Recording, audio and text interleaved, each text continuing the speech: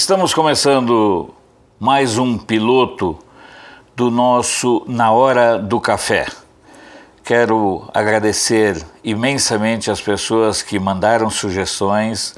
Elas estão sendo coletadas, uma delas inclusive já foi aceita, algumas indicações de jornais dentro daquele projeto nosso de ampliar, digamos, a divulgação dos informativos e das informações sobre o Brasil.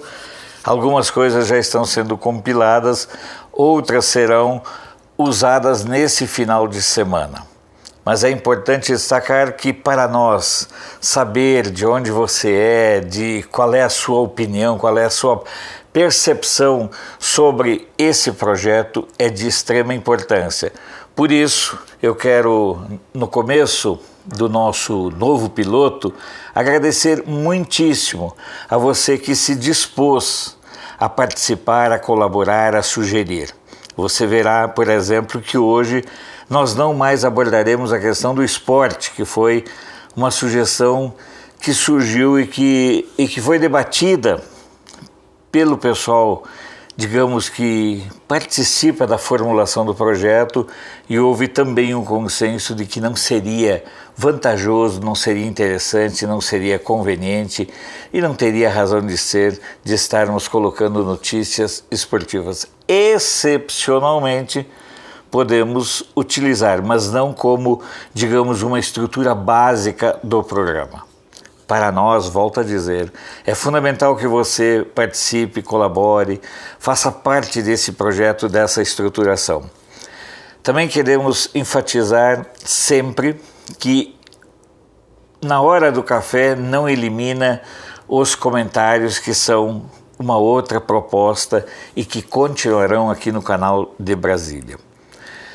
Eu quero destacar que para nós essa parceria ela vai se consolidando e é importante que você se inscreva em nosso canal, que você ative o sininho, que são mecanismos para que a gente possa fugir do algoritmo, que são sistemas, digamos, quase que de esconder, não são de busca, são de escondimento dos sites e das propostas e dos canais do campo conservador de direita.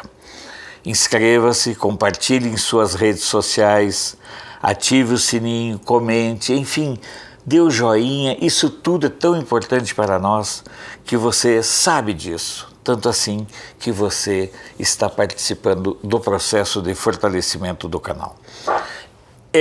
O café é verdadeiro, tudo aqui é verdadeiro, portanto, logicamente que eu não vou tomar café durante a nossa conversa, mas já tomei a minha colher de azeite de oliva matinal, que é um hábito que eu estou tentando implementar por conta de uma série de sugestões sobre os benefícios para a saúde. Mas não vá por mim que eu não sou médico. Consulte o seu médico, consulte especialistas para que você formule a sua opinião. Eu tenho muito receio desse charlatanismo das redes sociais. Eu, particularmente, gosto de tomar uma colher de azeite de oliva de manhã em jejum. Isso não quer dizer que vá ser bom para você, que seja recomendado, que seja solução para tudo na sua vida. Não. É a minha opção, eu apenas estou aqui, inclusive agradecendo ao Fernando e a Cibele da Olivo Pampa, lá de Santana do Livramento, que mandaram esse mimo tão especial, né? Esse é um galiteiro para servir o azeite de oliva na sua salada e outras coisas, e esse aqui é um degustador de azeite de oliva, feito em cristal, em azul, cobalto, que é exatamente para que o degustador não veja, não saiba a cor do azeite e assim não forme um pré-julgamento. São essas coisas interessantes que a gente vai aprendendo na vida, e é isso eu sim eu devo a Sinira do Cantinho do Azeite que me passou essas dicas. O presente aqui do galiteiro e do degustador foi do pessoal da Olivo Pampa lá de Santana do Livramento. Bueno, e você, já participou do processo de fortalecimento do canal? Nós temos duas alternativas, o Apoia-se e também os depósitos em conta. Algumas pessoas acham meio estranho, mas eu penso o seguinte: é melhor você jogar com franqueza do que você ir para o submundo. Então, é uma alternativa de financiamento das pessoas que ajudam, que participam e fortalecem. E para a nossa felicidade, a receptividade tem sido a melhor possível. Vamos estrear hoje os novos papeizinhos, né? Já é mais um avanço em relação à estruturação aqui do canal, e a arte desse material é do Bruno Henrique Teichmann Fernandes Bessoff, orgulhosamente meu filho, certo? Vamos lá. Já fizemos essa primeira parte, que seria exatamente de reiterar, enfatizar a importância de contar com o apoio e a participação de todos vocês. Ainda estarei usando óculos hoje, por uma questão de que as anotações foram feitas à mão, algo que a gente também pretende evitar no futuro. Olha, o que continua mandando nos jornais no mundo, de um lado, o coronavírus, do outro, o Brexit. Poderíamos ainda tratar da questão do impeachment do Trump, da tentativa de impeachment do Trump, que deu com os burros na água. Mas o coronavírus, na minha opinião, é importante que a gente destaque por um ponto de vista muito pontual. O coronavírus, até o momento, deve ter matado em torno de 200 a 250 pessoas no mundo. É gente pra caramba. Mas espera aí, no caso da China, só a turma do mal na Revolução Cultural matou mais de 60 a 70 milhões de pessoas. O que há por trás desse alarmismo? Interesses econômicos, interesses financeiros, interesse da indústria farmacêutica? Sim, é todo um conjunto, mas é principalmente decorrência do obscurantismo e de a China ser um país extremamente fechado. Na China não há circulação de informações.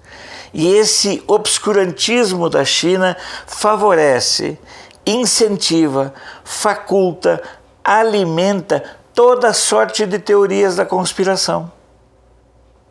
Se a China tivesse clareza e dissesse exatamente o que está acontecendo, peraí, 200, 300 pessoas não pode elevar a esse nível, porque a gripe mata muito mais gente, outros tipos de gripe.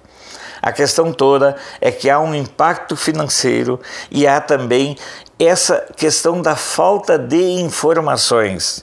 E a gente já começa a perceber que já não há mais tantas manchetes pelo mundo sobre o coronavírus. Agora o que existe é uma realimentação da cadeia do caos, da cadeia do medo. Muitas pessoas agora estão trabalhando efetivamente pela instauração do medo. Esquece-se a informação e parte-se para a questão de instaurar um regime do medo. O coronavírus é muito mais fruto da desinformação de um regime fechado, totalitário, do que realmente a questão do ponto de vista de saúde. Até porque ninguém sabe a origem e o que há por trás efetivamente do coronavírus. Essa é uma opinião que eu tenho cuidado para manifestar. Tenho lido muitas questões a respeito disso e vocês verão, por exemplo, que a Lusa, que é a agência de informação lá de Portugal, agência de notícias de Portugal, ela coloca claramente que o Facebook criou novos mecanismos para evitar a disseminação de notícias falsas relacionadas à saúde. A saúde, muito mais do que a política, é um dos principais alvos das fake news. No caso do Brasil, também a saúde política. Tá certo? Vamos em frente. O Brasil pode ter queda nas exportações, isso já é reflexo do coronavírus. certo? Na medida em que o país lá do Mao Tse Tung, a China, é o nosso maior mercado, é o destino dos nossos produtos. Calcula-se que em torno de 1% seja o impacto na exportação aqui do Brasil. O dólar fechou em 4,28 ontem, uma alta de 0,632, a bolsa teve uma queda de 1,5 e, por incrível que pareça, como eu já falei, tem gente das esquerdas comemorando muito.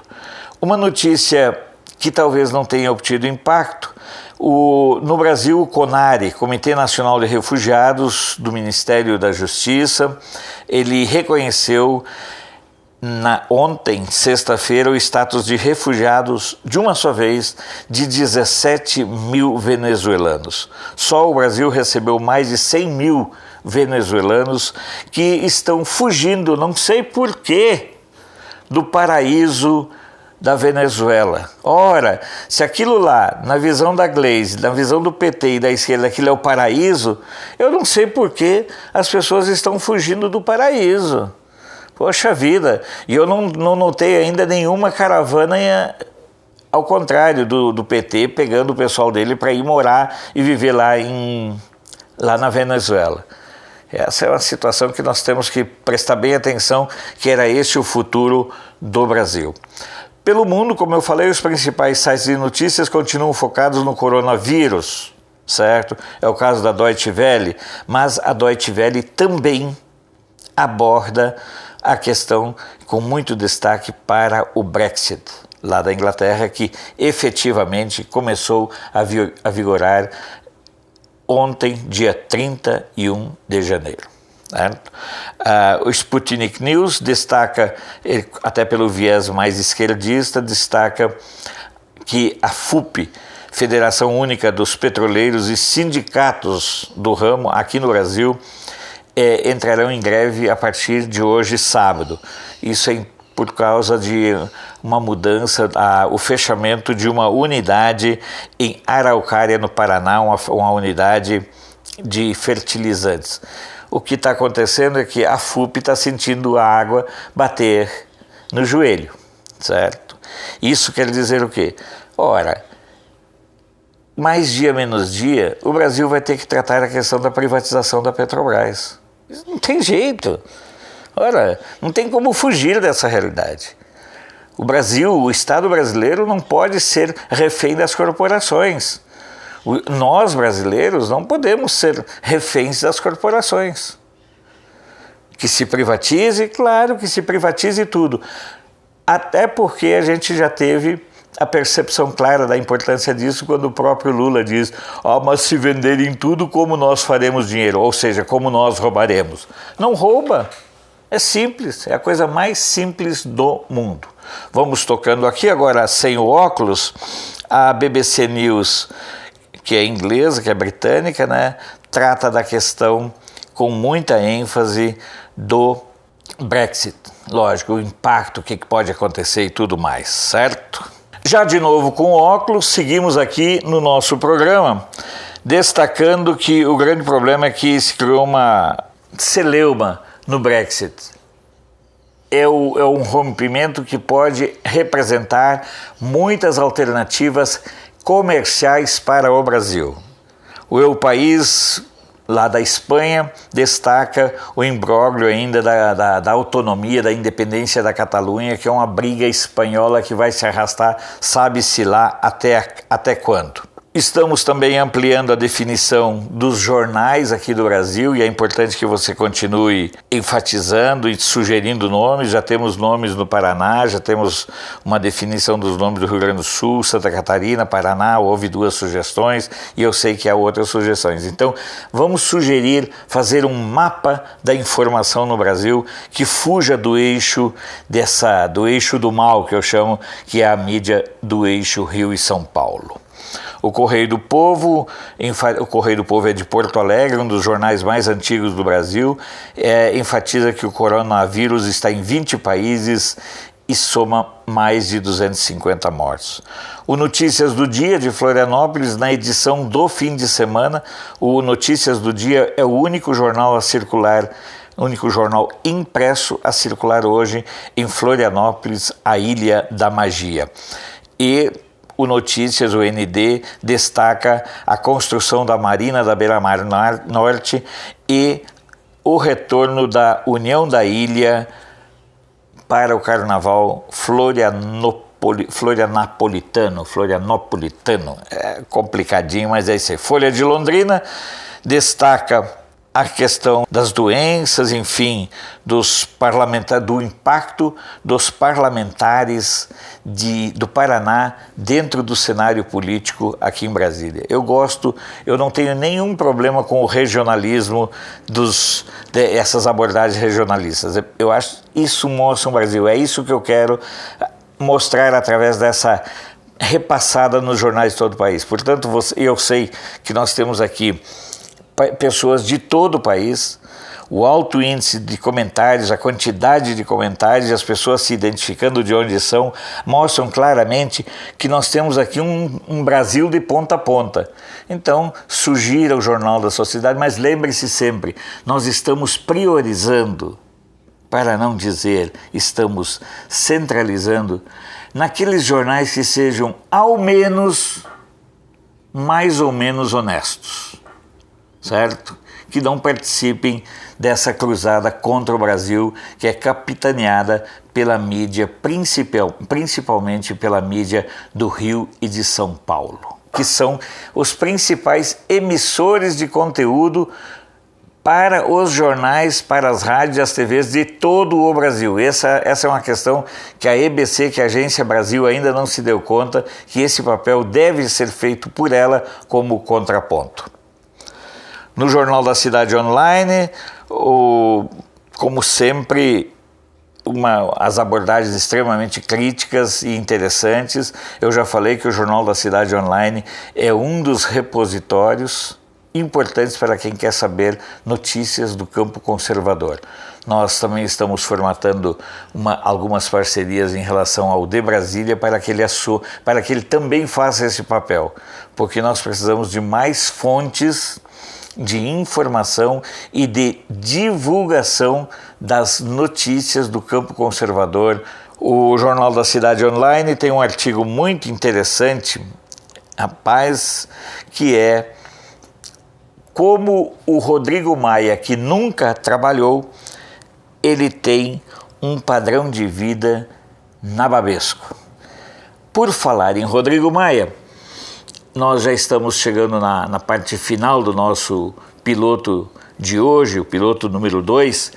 Sobre o Rodrigo Maia, é preciso ter algumas observações. Ele se vende como o primeiro-ministro do Brasil, amparado numa empresa, numa agência de publicidade, numa estrutura de comunicação altamente profissional. O Rodrigo Maia passa a se auto-vender politicamente como a solução. Alguns os chamam de nhonho. Eu vejo no Rodrigo Maia muito mais a figura perplexa de um rei momo, já que estamos nas proximidades do carnaval, com aquela cara balofo. Rodrigo Maia, que nunca trabalhou, eu queria entender qual é a magia de políticos profissionais que nunca trabalharam na vida e que constroem verdadeiros impérios, fortunas e vivem nababescamente bem. A cruzada do Rodrigo Maia, especificamente contra o ministro Weintraub, ela é de fundo econômico e fundo político. Eu vou passar algumas informações, lendo aqui para você, por que o Rodrigo Maia bate no governo. E vocês vão observar que a partir daqui um pouco, o Rodrigo Maia vai passar a defender o Sérgio Moro no STF, porque a visão deles é de que quem sustenta o governo do Bolsonaro é o Sérgio Moro. Eles querem vender essa imagem. Não, quem sustenta o governo do Bolsonaro é o poder da população, é a opção política da população. Lembre-se sempre, já foi feito pesquisa e mais pesquisa e as pessoas não querem aceitar, porque só se aceita pesquisa quando convém. O brasileiro é um povo conservador. Não adianta querer colocar o brasileiro de uma outra forma. O brasileiro é nitidamente conservador. Pois bem, a mágoa do Rodrigo Maia em relação ao Weintraub, ao que tudo indica, ela é meramente financeira e também, digamos, emocional. O Weintraub demitiu em dezembro o presidente do FNDE, Fundo Nacional de Desenvolvimento da Educação, e ao derrubar Roberto Dias, Weintraub tirou da alça de poder do Nhonho a bagatela de 60 bilhões por ano. Dias é irmão de Alexandre Baldi, ex-ministro das cidades do governo Temer aí, né?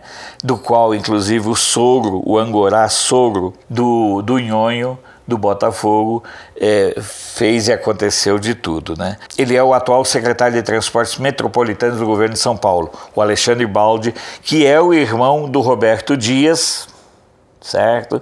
Que era o indicado do Rodrigo Maia para gerir 60 bilhões por ano do FNDE.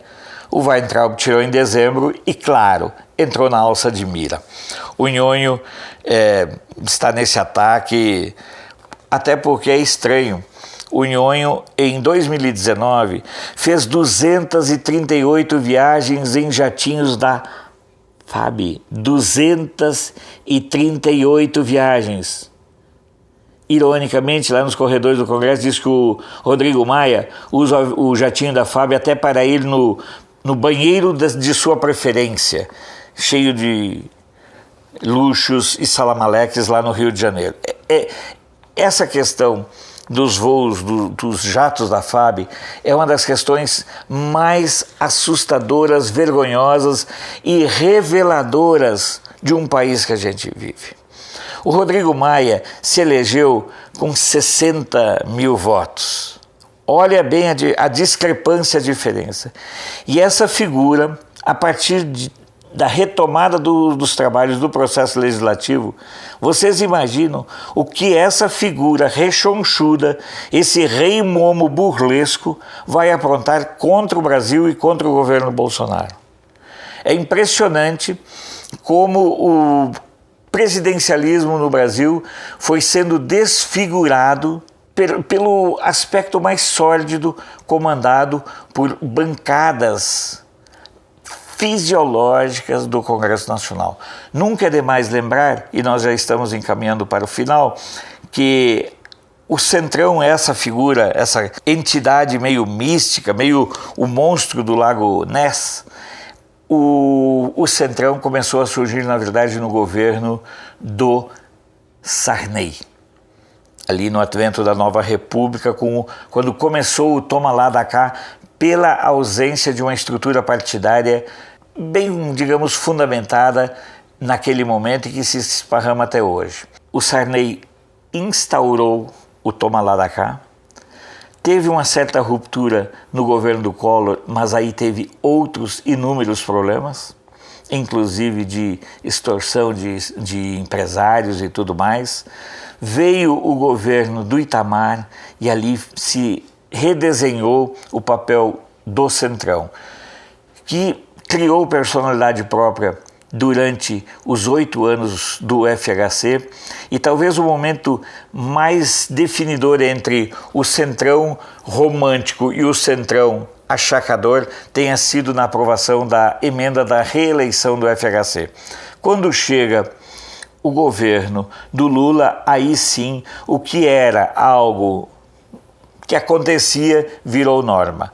E eu já falei algumas vezes e vou dizer que eu entrevistei o José Genuíno, então presidente nacional do PT, e ele me disse uma frase que até hoje eu guardo com muita clareza. Se um dia as pessoas descobrirem o que nós tivemos que pagar e ceder e conceder em nome da governabilidade, ninguém nos perdoará.